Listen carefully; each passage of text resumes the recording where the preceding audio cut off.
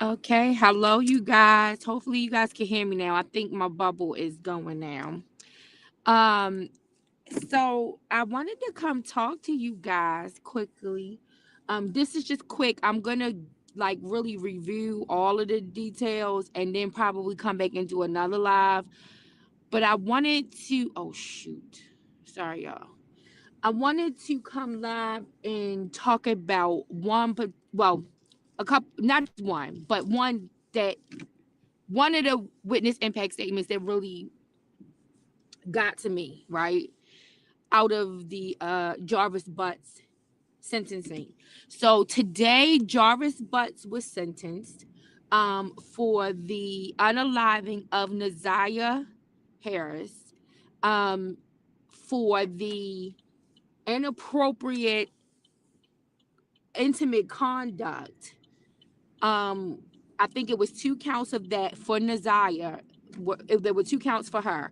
He received counts for her, I think, related to before she was 13 and then after she was 13. So it was two counts of that. And then there were some other counts relating to some other victims that I believe was incorporated.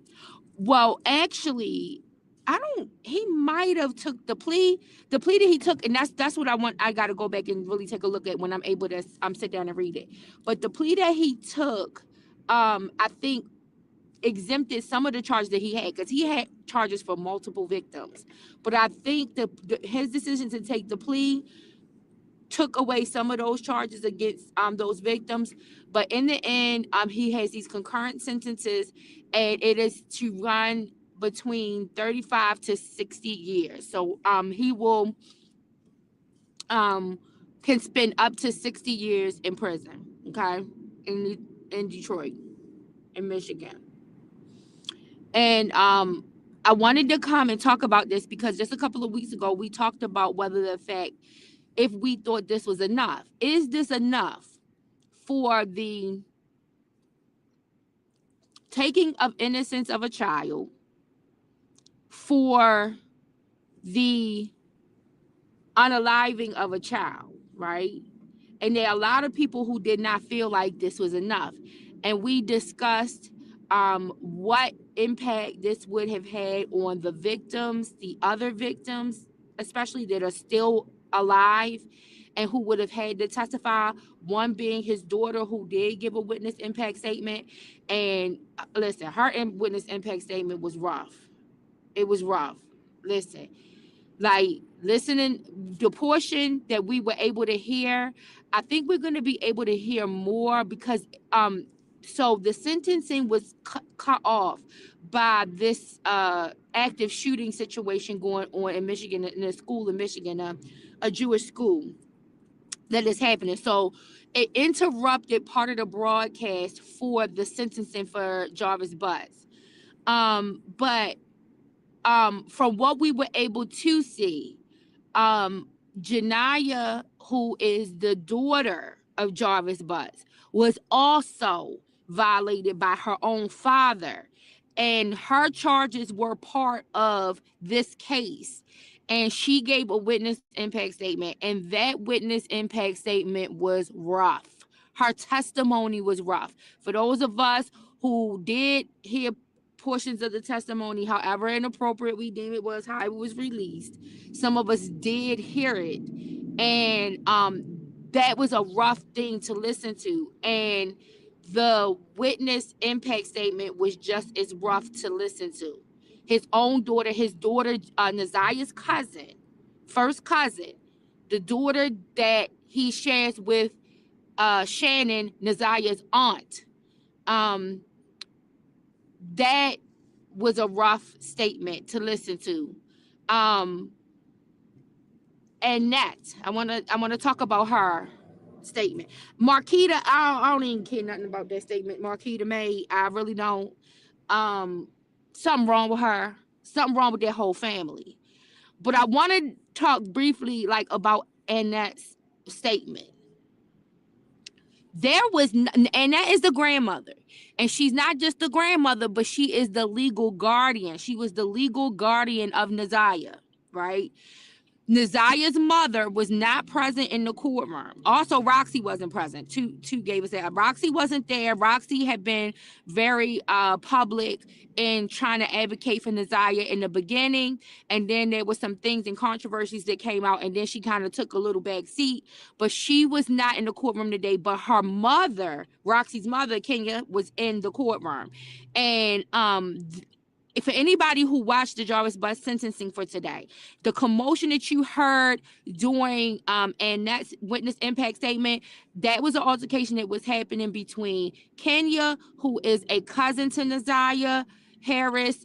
She's Roxy's mother. Roxy is also, was by way of Kenya, is Naziah's cousin.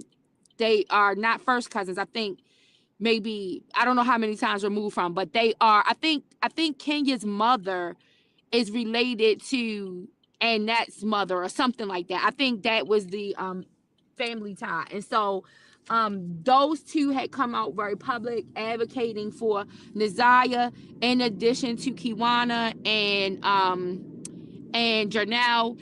They were in the courtroom as well today. But the altercation that everybody heard in the courtroom, when Annette was giving her witness impact statement, that came from Kenya and Shannon. Shannon, the baby mama of Jarvis, and the mother of Janiyah, who is also one of the victims of her father, Jarvis, and then the aunt to Naziah Harris, right? This is who Shannon is. And so they had an altercation while Annette was giving her witness impact statement. It was said that Kenya was saying some things, and I guess was sitting directly behind Shannon.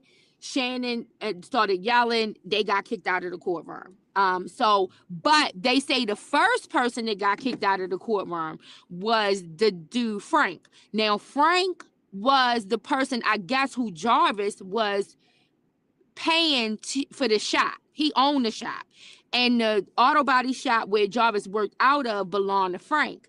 Now, there was a lot of people who had watched the coverage of this case. They know that there was a lot of controversy surrounding Frank, confirmed, some unconfirmed, that they thought he was running some kind of trafficking situation. And so all of the people in the sector that deal with this Naziah Harris case, they did not particularly look favorable upon Frank. But it was said that Frank was the first person to get kicked out of the courtroom because they said he went for Jarvis, right? He lunged, he went straight for Jarvis as soon as like Jarvis came into the courtroom. And so Frank ended up getting kicked out. Like I mentioned before, Frank was the owner of the auto body shop in which Jarvis and his homeboy worked in, right? And like I said, there are a lot of people within that Naziah Harris sector that don't really care for Frank because they feel like, or they have these theories about what Frank was also, with his level of involvement or what he was doing. But Frank did try to attack Jarvis in the courtroom, and he was put out. So Frank was the first person put out the courtroom. And then after Frank was put out, it was reported, I posted Toots live reaction on my community post. Frank got kicked out first, and then it was Kenya and Shannon. Kenya and Shannon are cousins. I believe the family tie is that Annette, who is Shannon's mom, and Kenya's mom were sisters. So and so that would make Kenya and Annette first cousins, from what I understand. And then, Shannon is the second cousin to Annette. I'm sorry, to Kenya. And so, like I said, Kenya is Roxy's mom. Kenya and Roxy have been out here advocating on the behalf of Naziah. There are some people who have some opinions about their advocacy, but they have been out here trying to bring some attention. And for some people, Roxy was the first person people saw out here talking about this case. But the people who were already advocating behind the scenes and who were attempting to do something to try to get these children removed from the home prior to any of this even escalating to this point were Janelle, who is the half sister to Annette, who was the grandmother of Naziah, and then Ken. I'm sorry, Kiwana. Kiwana is the niece of Annette, and I believe that Annette raised Kiwana as well, or Kiwana at least spent some time living in Annette's home, right? And so Kiwana is a cousin also to the situation. So we saw those two got kicked out of the courtroom, and then the last known person right now that we know got kicked out was Toot, and I thought I heard her. I thought that was her. And she gets kicked out at the time that Jarvis's sister, Tawana, is giving a witness impact statement. Now, like I said, I want to just briefly go to and that's witness impact statement. It's not a whole lot worth mentioning. I found it very shitty. There was nothing that she even said that we heard about her grandchild that is not here anymore. There is nothing that we heard her say about the children, the other children who are her grandchildren, who this man assaulted, right? There is nothing that we even heard her say about her child Shannon, who this man has completely destroyed, right? You said you so upset. You said I just left a comment. I'm so upset. Yeah, it's a lot, and that's why I wanted to come and talk. I wanted to at least come out and highlight a bright spot from it, right? Because I think it was disappointing. Just V, very, very disappointing. You said he took a plea. That's why he got only up to 60 years from. Yes. And it was disappointing on so many levels, right? It was disappointing on so many levels because I think we thought that we were going to hear something more about where this girl's body is. And all that he had to say was that he dumped the body. There were no specifics provided in where this child's body is. All he said was he dumped the body. That's it. And that was all. I was hoping that when we got here, you said if he took it to trial, he knew that, and he would have been slammed, Queen Keish, because it was so many other charges. A lot of the other charges were dismissed on other victims because he pled guilty to these charges. And so yes, it's it was very, I'm gonna tell, it was like I just said, just V, Jania's statement really got, like, I had to take a pause, right? And this is what I mean when I say, like, why do things have to escalate to this level for people to believe people? Like, that is one of the most disgusting things when I look at all of this. That unless things rise to this level and this magnitude, people don't believe people when they say there's something that's happening to them. And if people had listened to the cries of some of these children, namely 3 of them at the time of that birthday party, and something more aggressively would have been done, we might not be here today.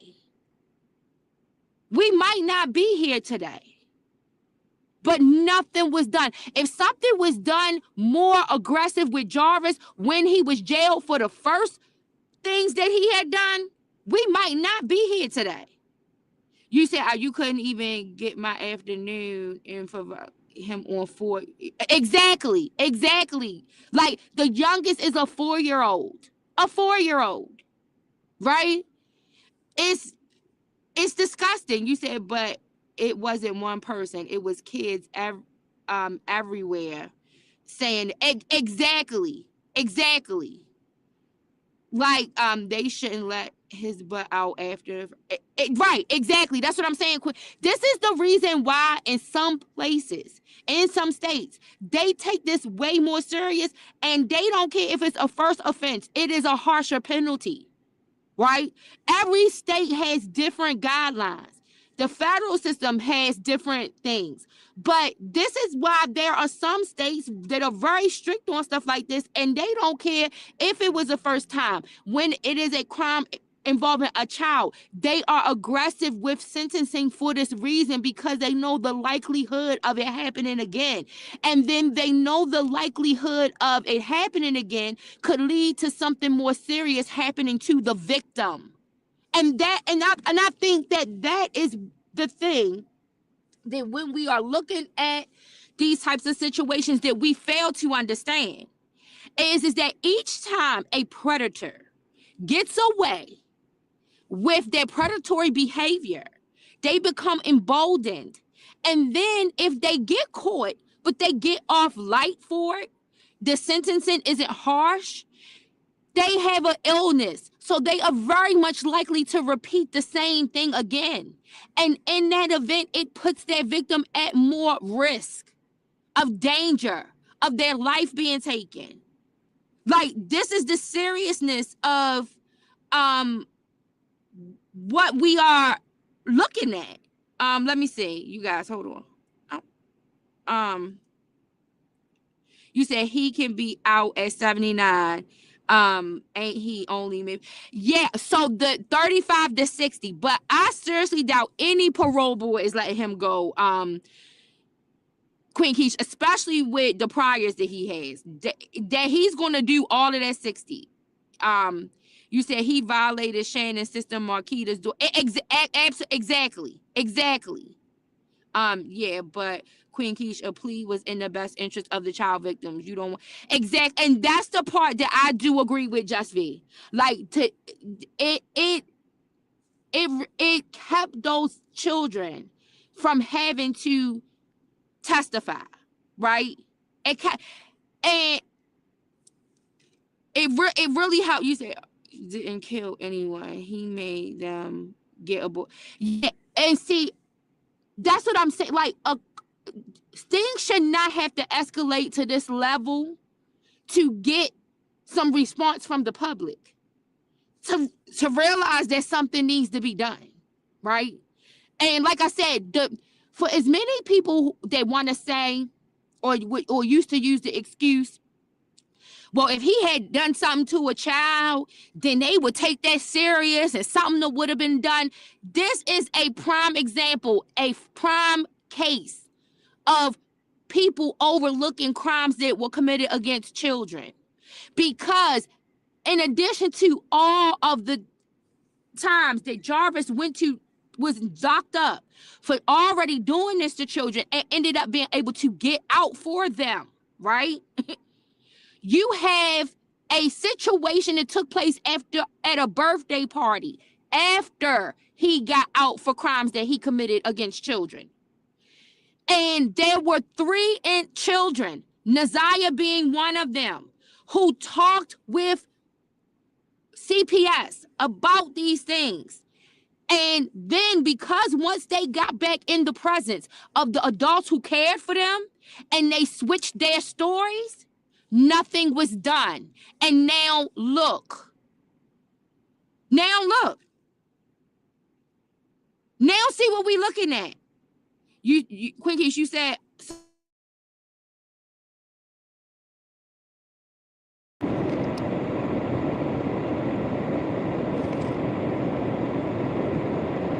hold on, you guys. Hold on. I'm trying to see your comments.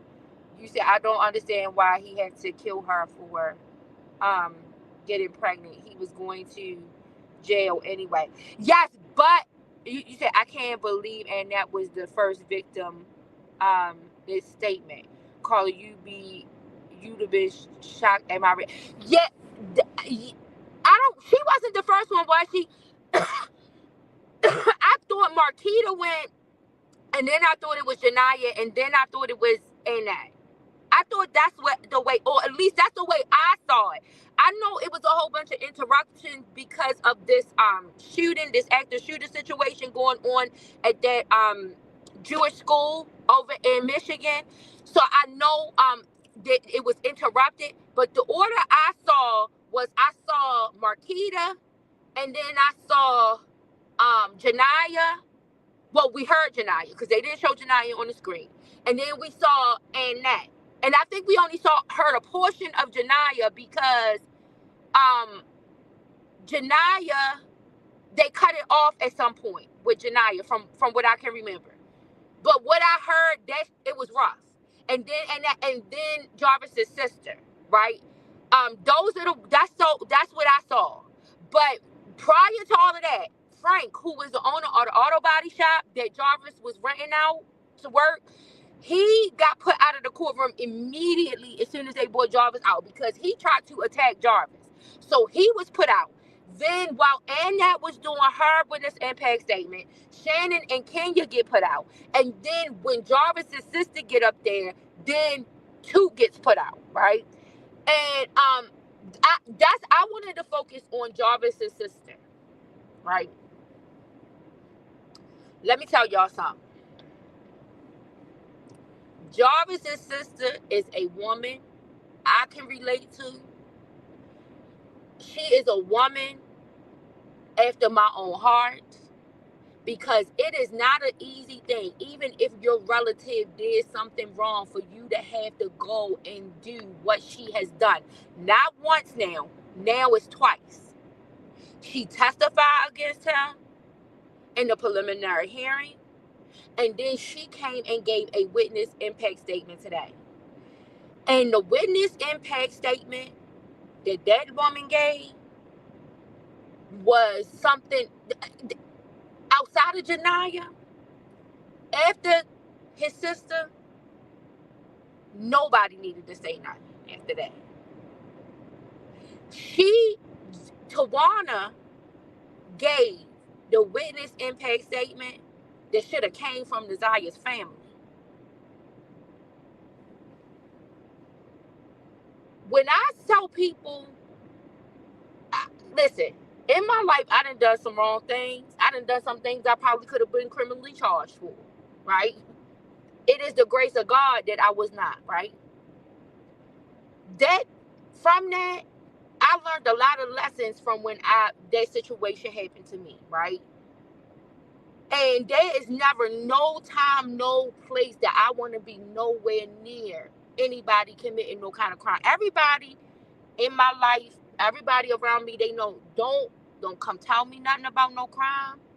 I ain't committing no crime. If I do, it's going to be an unintentional one. It is not going to be no intentional crime against no one. And I am very serious when it comes to that. Because I am not the one for you to tell nothing. Because if somebody come ask me something, I'm going to let the authorities know. I'm not going to be caught up in no kind of mess. But when it came to this, when I was, I think, 12 years old, one of my grandmother's best friends, right? Her name is Myrna Powell. She a powerful woman preacher out here in Baltimore, right? Her brother had murdered his girlfriend. And after her brother murdered his girlfriend, he came to her to confess to her that he did it. And let me tell you, this is the type of example I have. And this is why I say what I say. And I'm serious when I say what I'm saying. After he confessed to her, she prayed with him, and then she took him down to the police station and she turned him in. And I'm gonna tell you, it was hard. I know this story intimately. I was right next to this. My grandmother's best friend. I was her baby. I was Myrna Powell's baby. That's my grandmother's best friend, right? I know this story intimate. I watched this woman, after she turned her brother in, she still went to that jail and visited her brother every opportunity she could. And her brother, it was lots of years later, when her brother ended up being released from that, he was messed up medically. Medically, he wasn't no good. He was in a wheelchair. And I watched that woman go get her brother out of that jail, and she took care of him when he got home. And when I said that loyalty is not you upholding somebody's wrong, but showing them what's right. That's what I mean. That's what I mean by that. And when I watched Jarvis Butts' sister stand up in that courtroom today, and the first thing she said was that she was at a standstill because she did not know if she wanted to come to court today or not. And this is the thing, because I can only, because I know somebody intimately who did this, and I saw what that way they went through, I understand it from that perspective, not because of my experience, but from that perspective, right? It is hard to be in a position where this is your loved one that you love, but you know that he did something so terrible. And you know it's people that hate you just because of what he did. And so she stood up there and she said, I contemplated whether or not I was going to even come here today. She was like, I don't have nothing prepared. I don't have no statement prepared. I contemplated whether or not I was even going to come here today and to even say anything. Right? And then she was like, but I had to come here because I had to speak for Naziah. I had to speak for my nieces.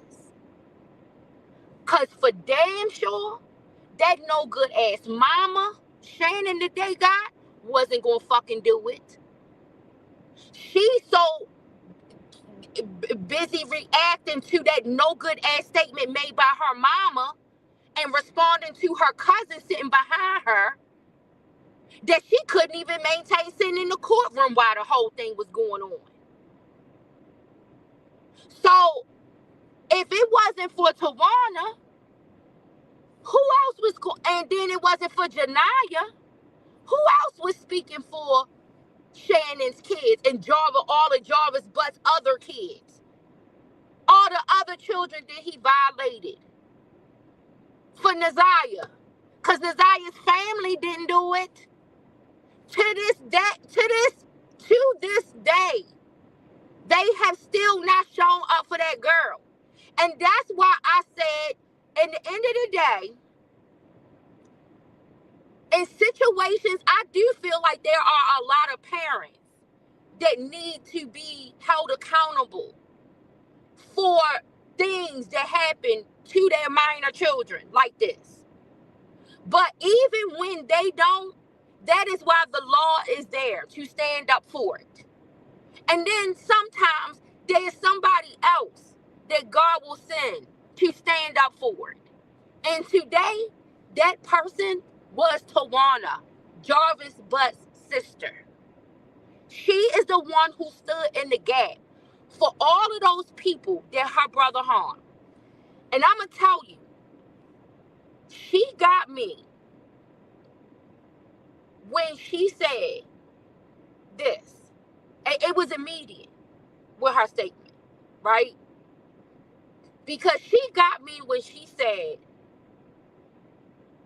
this is not the brother I know. And you can't get nobody, especially like when she talked, there's times that she spoke before, she spoke about the age difference between her and her brother, right? And I can relate to that because I have a little brother that there's a 10-year age difference between me and him, right? And my brother is born the day before my birthday, right?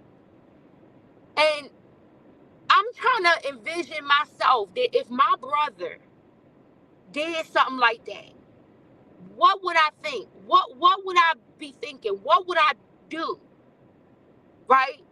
And when she talked about her brother as a little boy and what he used to do and follow her around and how he always wanted to protect her despite the fact that she was so much older.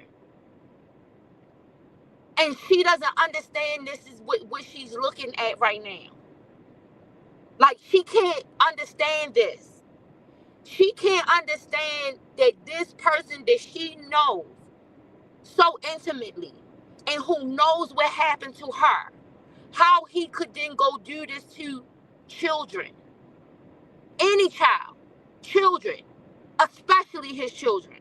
This is the sentiment of her statements. I ain't hearing none of this come from the victim's family. Not one of them.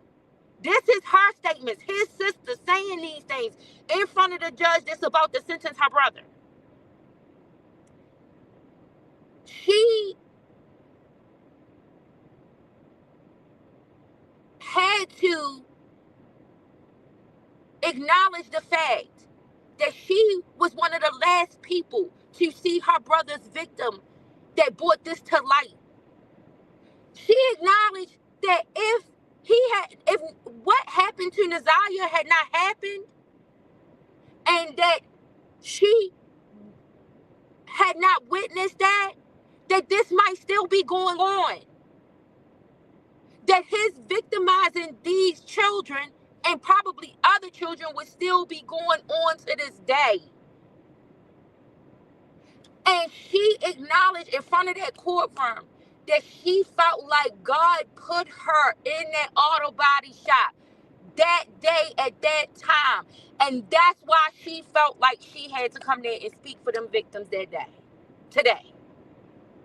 That's why she had to speak for Nazaya. That's why she had to speak for her nieces. That's why she had to speak for all of the other people that her brother victimized. And then she does something else that the family never fucking did. She asked the judge, can I talk directly to my brother? Now listen, a lot of judges don't allow this. We done seen cases, even in the ones that we all have looked at together, where the judge say, talk to me, talk to the courtroom, do not talk to the defendant.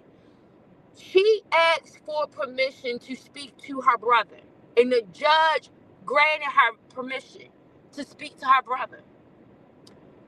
Y'all, let me... And she asked her brother, she said, Jarvis, look at me.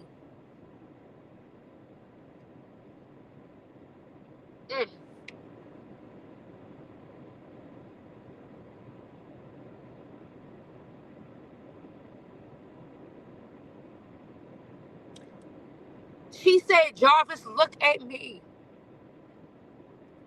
Where is Nazaya? Where did you put her body? Not one of those children's family members that stood up there asked, where is his child's body at? But his sister played with him. Where is this child's body at?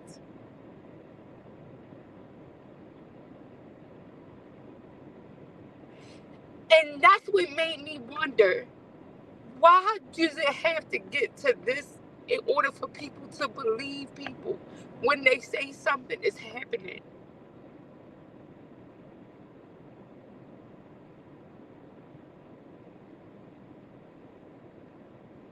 Why did we have to witness a sister of a predator be the most courageous person in the courtroom to say to her brother, where is this child? Where did you put her?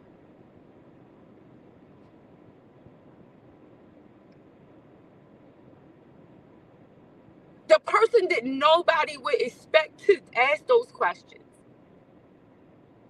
The person that nobody would expect to see in the courtroom.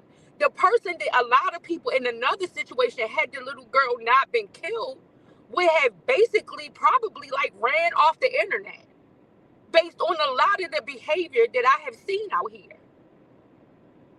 But his sister asked permission from the judge to talk to her brother, to ask her brother. She said to him, if you ever love me, tell me where this little girl's body is. Didn't nobody in that child's family ask him to tell them where that little girl's body is located, so that there can be some effort to try to find her again, to put her and give her a decent, proper resting place? Nobody did. And I am a person who can say that I have not experienced what some of the people out here have experienced when it comes to being violated in certain ways. But this is why I fight for them. Because it should not have to get to this. It shouldn't have to get to us having a dead child. It should not have to get to children being violated by their parent, whether mother or father. It shouldn't get to the point where mothers are allowing their children to be violated. It shouldn't have to get to a point where a sister has to plead with her brother to tell her where is his victim, to test the love of her brother by saying, where did you put this girl? We shouldn't have to get to that. That is what disgusts me about all the behaviors that I see. As human beings, we should not have to see all of that for us to then have some empathy, for us to have some sympathy for what is blatant in front of our face. That even when parents are not protecting their children, it is still our responsibility as society to uphold the systems that will protect children. It doesn't matter if the violator doesn't get found out until the children then become adults.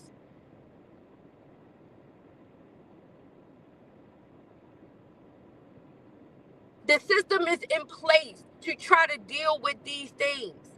And even when a child has shitty parents and shitty family members like these ones we see right here, the system is supposed to be there to protect them.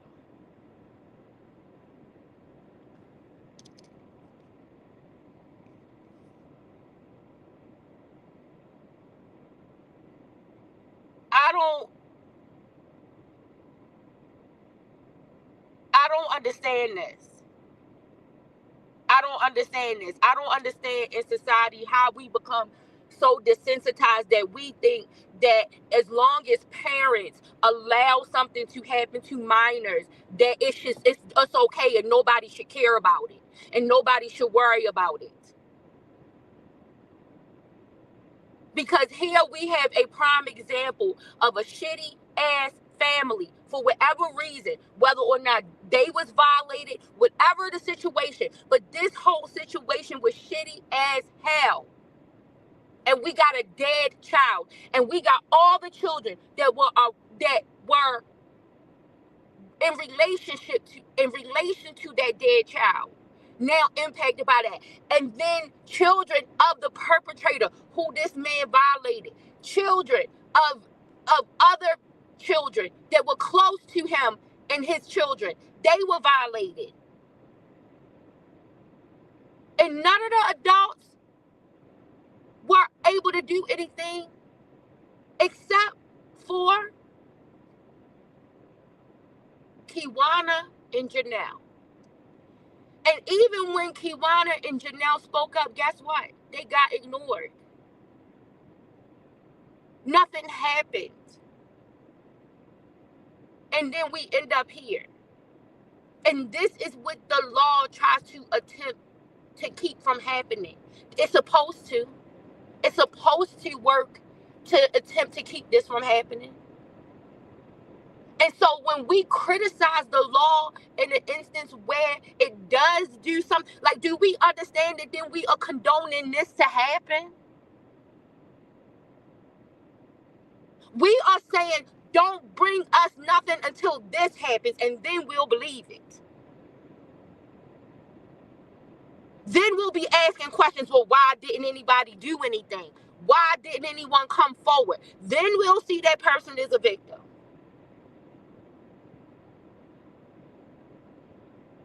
And Isaiah wasn't a quote unquote perfect victim according to some of the standards in the evaluation I've seen out here. Because if people were to look at those text messages, and if Naziah wasn't unalive right now and became an adult woman, and then went after her perpetrator is an adult, and then those text messages that she had between her and Jarvis would have been brought out, I'm pretty sure some of y'all would have come to the same conclusion that I done heard made up for out here on other situations. Because this is how desensitized to this subject in this area of people activity that we have become. That it has to rise to the level of a child being killed in order for people to feel like, okay, that's a victim. To feel like, okay, something happened. Why didn't someone do anything? For you to feel like that the perpetrator is justified in being incarcerated. Despite whether or not the law goes after the parents. Of course, I would love to see the law go after these individuals. But let me tell you this. They have created their own hell, regardless of if the law comes after them. And I'm going to tell you how. And that said it in her statement. And that is worried about her finances. Because them children was how she was living. Now that those children have been taken out of that home, guess what? She ain't living no more. All she doing is, quote unquote, laying in the bed, crying all the time. She ain't got no money because her money depended on those children. And that's why when that stuff was being done to them children and them children was violated, that's why she didn't give a damn. And that's my very point in what I'm making about these damn Claries. As long as it was something to gain, you didn't give a damn. That's the parallel. That's the line I'm drawing. That's the dot I connected.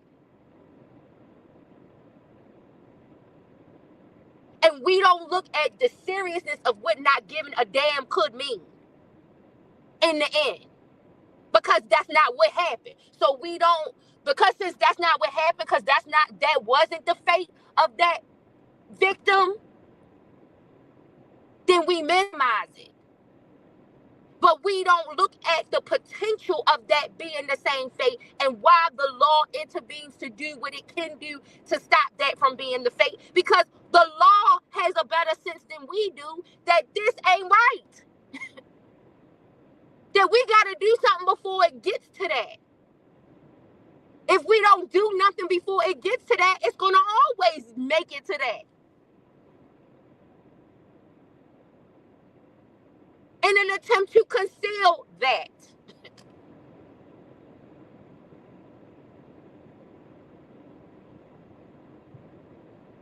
And that's why today we had to witness a sister. Somebody that, according to a lot of the standards that I see, they would say is disloyal to her brother. And we watched the most loyal person in the room say to her brother, look at me. I don't know how you feel about nobody else in this room. But if you ever loved me, because I know you in an intimate way, I know you. We have the relationship. You were my little brother. If you ever loved me, tell me where the child is. Something that this child's family couldn't even bring their self to do because they were worried about their finances and how this has impacted her financially.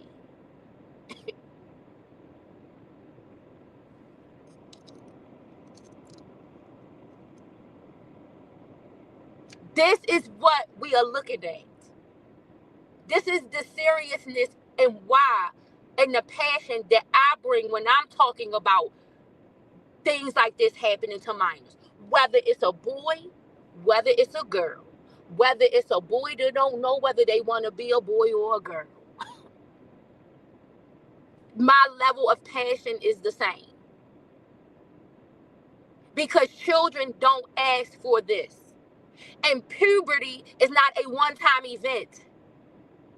Puberty is something that happens over a length of time and should never be used to justify whether or not somebody is ripe for sexual activity.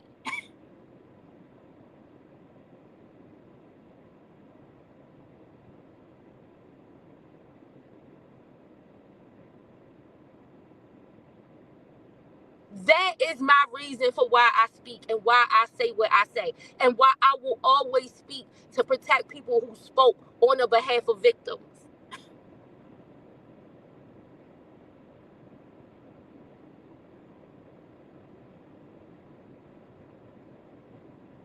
And I don't have to have been one to speak for one.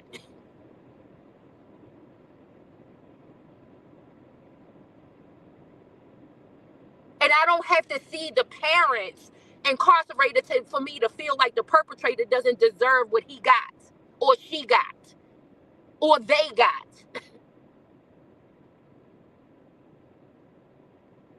But yeah, I'm in agreement. Some of them, more of them people need to go to jail. They were sitting in that courtroom today, that their children brought to them information that something was happening to them and they didn't do nothing. That children said something to somebody, and then the authorities got involved because some other family members called. And then when the authorities came, those people, more than likely, even though we don't know for a fact, but we know we saw what happened, those children said one thing when they went in and talked to CPS, and then they said another thing when they got back with their family. When they got back with their grandmother, when they got back with their mother and their aunt, then the story changed. Is the story not true? Look at what we're looking at right now today. Y'all still don't believe it? Y'all still saying it didn't happen? Are you questioning the fact of, is this child dead because we don't have a body? Despite the fact that this man is admitting that he killed this child that was pregnant by him? Is anybody making up an excuse? Is anybody saying it's not real?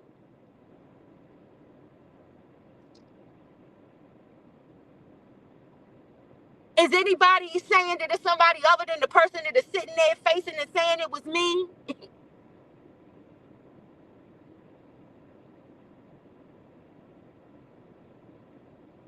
This is sick.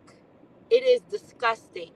And what we saw today was one of the most disgusting people get less time to protect the sanctity of these children's minds from having to go through a trial to talk about some of the worst things that happened to them in their life. That's what we witnessed today. Was this justice? I don't know. That's yet to be seen. That's yet to be seen. There are some people who wanted him to have to go through the humiliation. There are some people who wanted that family that allowed this to happen to have to go through the humiliation of hearing what they allowed to happen. But then there are people who have to protect the children that knew better and said, you want to know what? What can we give? What can we offer to protect these children? Do I think they did it reluctantly? Hell yes. I don't think their jobs is ever easy. Their jobs ain't ever easy. I'm pretty sure it was people on their team who wanted the same thing that some of us wanted. But they knew they had to do right for the victims that were involved. So when we ask ourselves, is this justice? I think it's as good as we gonna get. I think it's as good as we're going to get.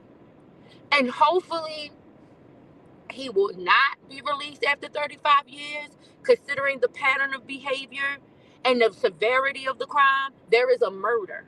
I doubt any. There is a murder. There is a murder of a child. There is a murder of a child who was pregnant by a grown adult man who was part of a vulnerable population that the law is designed to protect or should be protecting.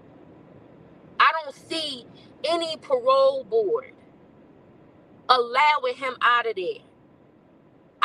At 35 years or any time in between, I envision that this is it. This is the rest of his life.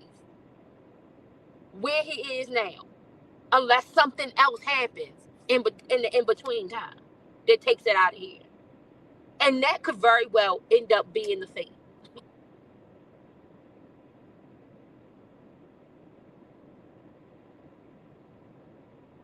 But at the end of the day, I wanted to come talk to y'all because I wanted to talk about Jarvis' sister. That lady right there, that's what I'm talking about. That's what I'm talking about. And I don't care who don't respect it. It's to be respected. What she did in that courtroom today. On that note, I love you guys. Y'all have a great rest of your day. I'm going to go and listen to some more details. Hopefully, we will be able to see the hearing in its totality, so that then we can come and have some more conversation around it. Maybe there will be some more statements and some other things released that we can talk about that might be on a slightly lighter note considering the circumstance. But I just wanted to come so I could get that out to you. I love you, Just B. Thank you for coming in here. Purple, thank you for coming in here. Queen Keish, let me see, did I miss anybody else? Hold on 1 second. Let me see.